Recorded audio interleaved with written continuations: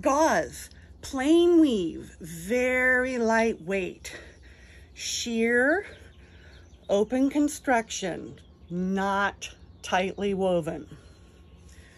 Breathable, almost billowy, right? Some nice float there.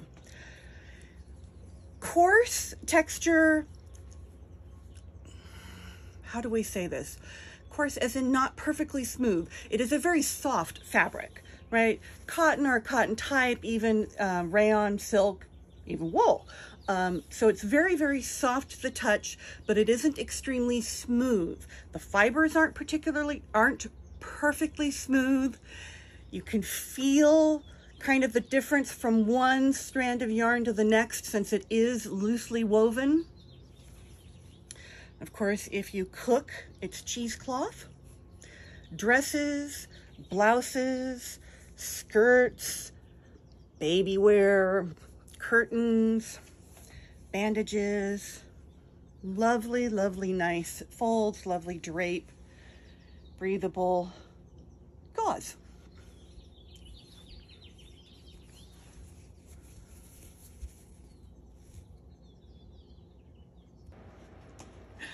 Gauze, in this case, a cotton gauze, a loosely woven fabric, very loosely woven structure. So not the most stable thing in the world. For a cotton, odds are good you're going to wash it, so go ahead and wash and dry for your pre-shrinking. They do make wool gauze. You can wash wool if you're very careful about it. Odds are good you're going to dry clean your wool, in which case pre-shrinking the wool is holding your iron above it and steaming it. But loosely woven here, you want a shorter stitch length, something like 2.0 instead of 2.5, because of the loose structure to it. A small needle, a 70-10 kind of a thing. You don't have to do anything well.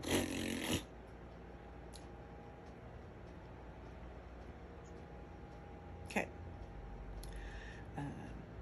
For something that's loosely woven, you normally would think stay stitching to help keep it from, doing crazy things before you've sewn it all up. But stay stitching can actually stretch gauze.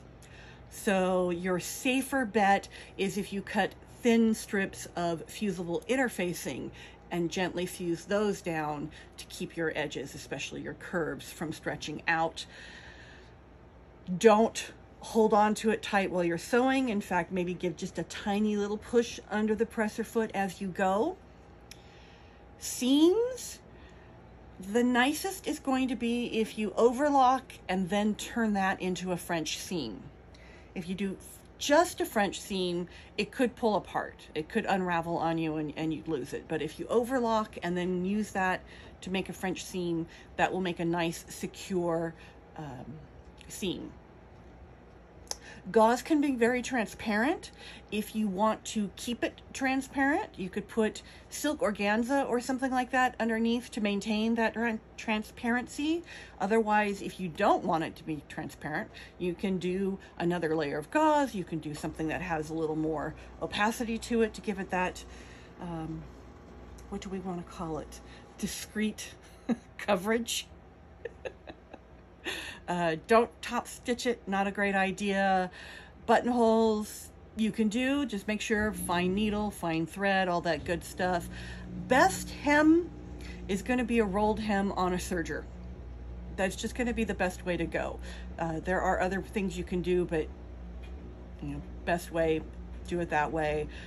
Use your differential feed on your serger, or keep your finger behind the presser foot so it kind of slows down the push through. But gauze, a very nice, loosely woven, full skirts, dresses, tops, breathable, lovely gauze.